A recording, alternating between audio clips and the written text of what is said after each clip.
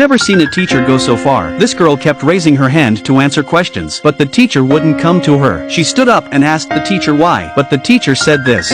Isté však je, že máš absolútne najhoršie výsledky inteligenčných testov z celej triedy. When in fact, it was only because the girl's father hadn't given the teacher a gift. Someone interjected during his lecture. She was furious and decided that the boy next to her had said it and wanted to take him to the headmaster's office. The boy refused because he didn't say so, but the teacher said, Povedala som, že si to povedal, tak si to povedal a basta! Vstaň a podaj mi žiacku! Okamžite! Neblázni, veď sa pozri, aká je hysterická. Okamžite! Zožerte. Ty zasradený smrad, jeden hajzel! The actual reason is, the teacher asked the boy's father to help fix the washing machine, but the boy's father refused. The child he treated like this, either he